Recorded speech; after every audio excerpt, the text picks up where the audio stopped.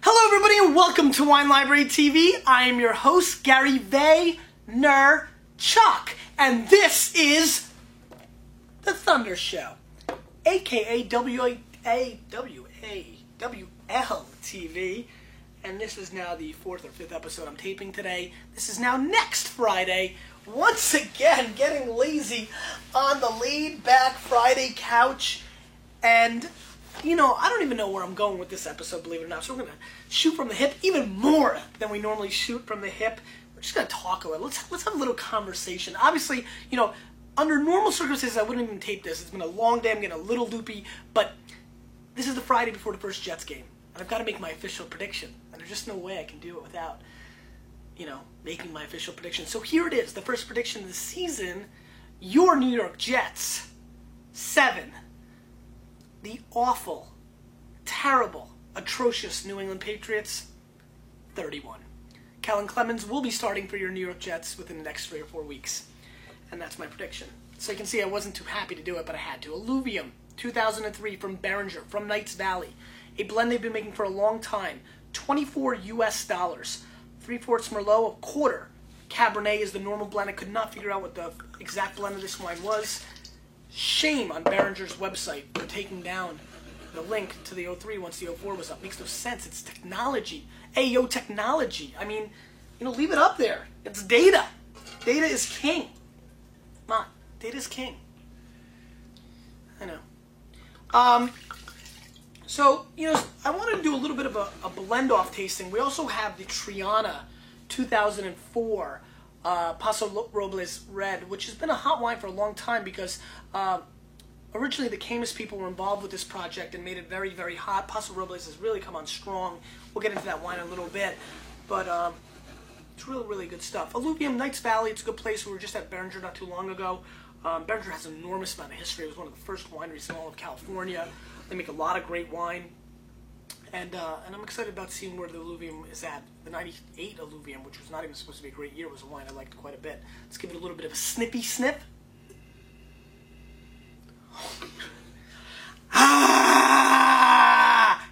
Ah! Ah! Wow!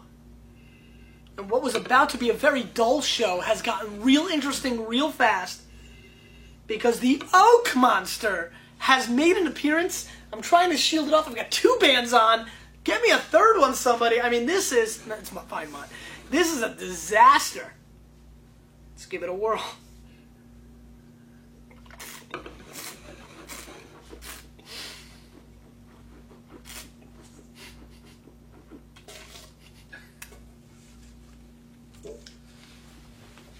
It's legitimately like... This wine tastes like biting and eating the corner of your desk. This has as much wood in it as a 9th grade gym class with pretty girls in it. I mean, this is an absolute disastrous, overly oak monster. Thank God, because it's definitely livened up the show. An enormous amount of oak people. And now that is not the worst thing in the world. There are people who are going to love the amount of oak that's in this wine. The fact that it's also being dealt sour fruits that aren't tasting so yummy is another blow to the Illuvium.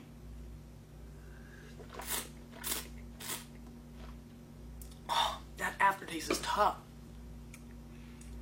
Not as atrocious as maybe this whole act is giving on. There's some lushness. There's some blackberry, but I'm telling you, I mean, I mean, there is Oak City, USA, Oaktown, baby, and the Raiders are 1-15 these days, and that's how I view this wine. This is way too over oak for me. This is a classic 87, 86 point wine for a lot of people. I just can't deal with this kind of oak. To me, this is a 79 point wine. It's got other things going on that are okay. It's got good mouthfeel. It's got some complexity. It even has some secondary fruit. I really like the mulberry kind of aspect flavor that I'm getting on the mid-palate, which, you know, we don't talk about mulberry that much at all, so I'm kind of happy to see that. Let me just see if I can get over it. Maybe I'm too tired today.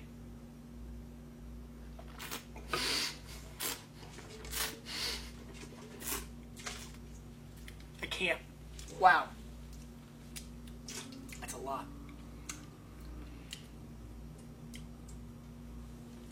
let's move on. So this will be a little bit of a red blend taste off. This is the Triana, 35 US dollars. BJ Askew's old number, no longer a Jet. The Hopes have been in Paso Robles since 1978. This is a blend of 70% Cabernet, 30% Sauvignon, Syrah, 100% French oak, 65% of which is new. And the Hope family is a real legendary family in Paso Robles, an area that's really, really, really come on to the scene. Did you just catch that, Nat? What are you, like, Danielson? Oh, it's pretty impressive. 14 months in French oak, so this also could be an oak monster. We'll see what happens. Very dark color, very black, very dark. No fingers whatsoever. Seeing that, Ma? You seeing it? It's Really nice. Real dark. Let's give it a little bit of a sniffy sniff.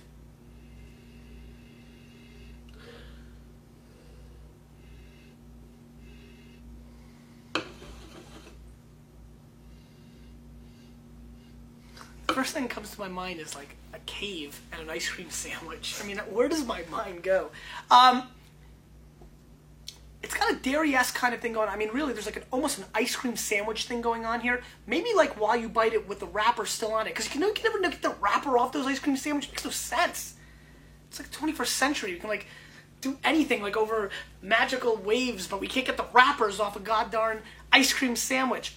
It smells a little bit like an ice cream sandwich inside of there, and also cave component. I think that gives me a little musty, a little rock, a little dirt aspect to it. It's got some earthy tones to it, which I appreciate. Then a massive strawberry explosion. Really like taking a huge collection of strawberry shortcakes and blowing them up with an M80. That's what this wine smells like. Let's see what it tastes like.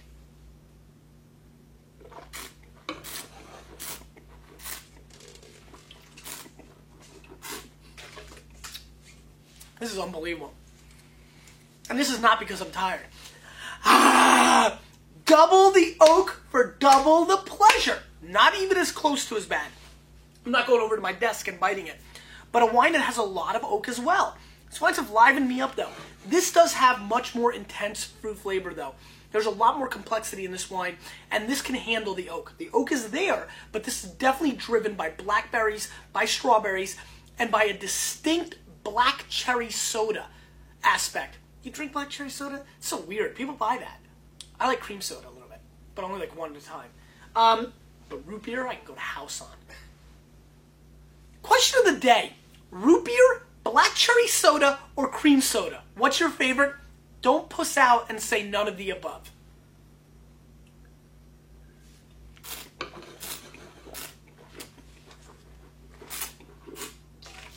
This is a pretty nice wine. It's definitely over oaked, but there's a lot of people. Smith & Wollensky's, Benson's, BLT. If you're going to steak, order this up. This is a big boy's wine. This is a good old-fashioned stockbroker in New York City, going out after the day's work, going with the guys, little cigar, little Johnny Walker Blue at the bar before you go eating your steak. Order Triana 04. It's got bomb. It's punching. It's Mike Tyson. It's Foreman. It's Ernie Shavers, because I know boxing. It's a big, punching, bruteful, massive wine. Has a good amount of oak. Oak Monster hangs with those guys, but Ernie Shavers can knock the Oak Monster out, just like this wine does. It's a fruit bomb with actually a lot more going on. And really, if it just toned down on oak a little bit, not far away from the pedigree and the quality of the Australian wines we had last week, or a couple of days ago. And that makes this wine somewhat impressive. You know what? I'm starting to come around to this wine a little bit, which is actually going to make me do a quick maneuver, because this is always a thing you want to do. You know, first of all, as you guys all know, ratings are horse crap, but we play that game because I like it, and I got to stay true to myself, first and foremost. Let's see, one more time, just want to make sure. I really want to see. Maybe the oak of that has helped me in here.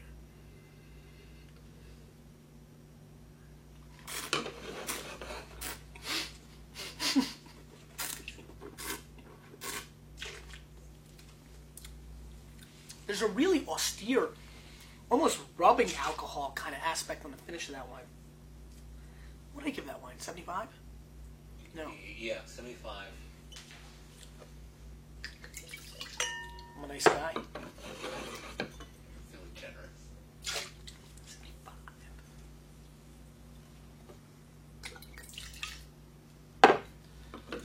Friday. No questions. I got lazy. This is laid back lazy Friday, kind of tired Friday, but still loving you. Can't wait to come back on Monday. Probably going to be Sourpuss McGee after the Jets game. Hope to see some of you in the Jets tailgating and the game.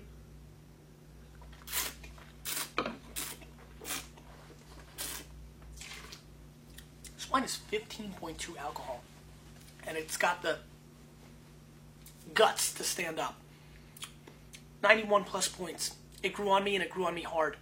Really good wine from Triana. I'm going to let the Oak Monster hold my hand. You've seen the Oak Monster and I get along before. We're getting along right now. I asked you about the question of the day.